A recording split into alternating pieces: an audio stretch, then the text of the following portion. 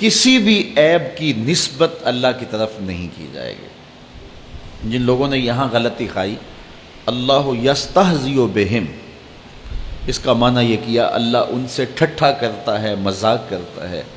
بہت سارے مترجمین نے یہی لکھا، لیکن ایسا نہیں ہے۔ حضرت موسیٰ علیہ السلام نے کہا گائے ذبح کرو، تو قوم نے کہا کہ اتتخذنا ہزوا، ہم آپ سے ٹھٹھا کرتے ہیں؟ تو حضرت موسیٰ نے کہا کہ میں اللہ کی پناہ میں آتا ہوں، کیا میں جاہل ہوں کہ میں ٹھٹھا کروں؟ تو قرآن بتاتا ہے کہ ٹھٹھا کرنا یہ جاہلوں کا کام ہے۔ تو جب قرآن یہ خود بتا چکا ہے تو پھر اللہ تعالیٰ جل شانہ جو کہ علیم ہے تو وہ ٹھٹھا کیسے کر سکتا ہے؟ تو اعلیٰ حضرت نے اس کا ترجمہ کتنا خوبصورت کیا، اللہ استہزاء فرماتا ہے، یعنی یا یہ معنی کیا علماء نے کہ اللہ ان کے مذاق کا انہیں بدلہ دیتا ہے۔ اب کوئی یہ بات کہے کہ جناب استہزاء کا جو ہے وہ معنی ٹھٹھا ہے، تو یہ مختلف جگہوں پہ یہ قرآن میں معنی کیا گیا تو یہاں کیوں نہیں کرتے؟ تو میاں موقع کے بدلنے سے، فاعل کے بدلنے سے معنی تبدیل ہوتا ہے۔ اس کی سادہ مثال کہ کوئی کسی کی گردن کاٹ دے تو کیا کہلائے گا؟ قاتل، قاتل کہلائے گا نا۔ اور اس کا مقدمہ عدالت میں چلے اور سماعت کے بعد جج حکم دے کہ اس کی گردن کاٹ دو، تو جج قاتل کہلائے گا یا منصف کہلائے گا؟ کام دونوں نے ایک کیا ہے، ایک قاتل کہلایا، دوسرا منصف کہلایا۔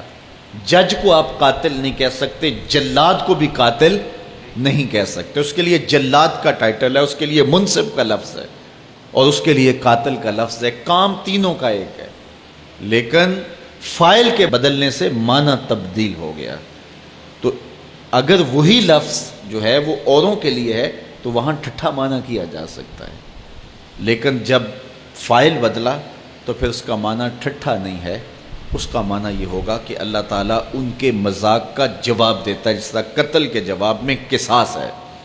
تو یہ اللہ تعالیٰ کی شان کی تقدیس ہے کہ کسی عیب کو اس کی ذات کی طرف منسوب نہیں کریں گے۔ اور یہ بات ذہن میں رکھیں کہ اللہ کے لیے وہ لفظ بھی نہیں بولے جا سکتے کہ جو عمومی طور پہ عام لوگوں کے لیے بولے جاتے ہیں، جس طرح ہمارے ہاں بڑوں کے لیے صاحب کا لفظ بولا جاتا ہے، تو جو ہے وہ اللہ صاحب نہیں کہا جائے گا، چونکہ صاحب عزت کا لفظ تو ہے لیکن مخلوق کے لیے مستعمل ہے، تو اللہ کے لیے اللہ صاحب نہیں کہا جائے گا۔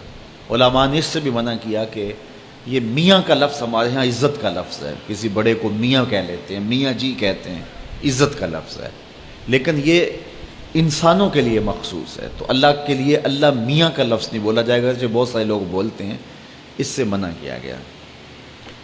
علماء نے کہا کہ بہتر یہ ہے اس کے لیے واحد کا صیغہ بولا جائے، اللہ فرماتا ہے، اللہ کہتا ہے، اللہ ارشاد کرتا ہے، لیکن اگر تکریم کے لیے کبھی جمع کا صیغہ بولا جائے تو قرآن مجید سے جو ہے یہ بھی ثابت ہے، نحنو کے نحنو نزلنا الذکر، ہم نے اس کو نازل کیا، تو جمع کا لفظ بھی بولا جا سکتا ہے، لیکن زیادہ جو ہے وہ وحدت کے لفظ کی ترغیب دی گئی ہے کہ واحد کے لفظ کو اس کے لیے بولا جائے۔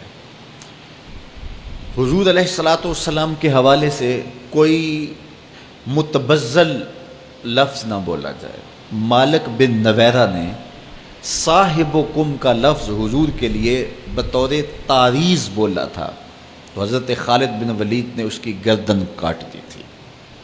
رائنا کا لفظ اگرچہ کوئی اچھائی کی نیت سے بھی بولے تو اس کی ممانعت کر دی گئی، چونکہ اس کا ایک اور پہلو ہے جس کا معنی غلط ہے، اس لیے اللہ کے محبوب علیہ السلام کے لیے جب بھی بات کرنی ہے تو لفظوں کو بھی تراشنا پڑے گا، وہاں دھلے ہوئے لفظ پیش کرے، لفظوں کو غسل ہوا ہو، پاکیزہ فکر ہو، پاکیزہ خیال ہو، اور شستہ تراکیب ہوں اور خوبصورت لفظ ہوں، بازاری لفظ نہ ہو، ادب کے سانچے میں ڈلے ہوئے لفظ ہوں، وہاں تو لفظوں کا بھی انتخاب کرنا پڑتا ہے، وہ اتنی نازک اور حساس بارگاہ ہے۔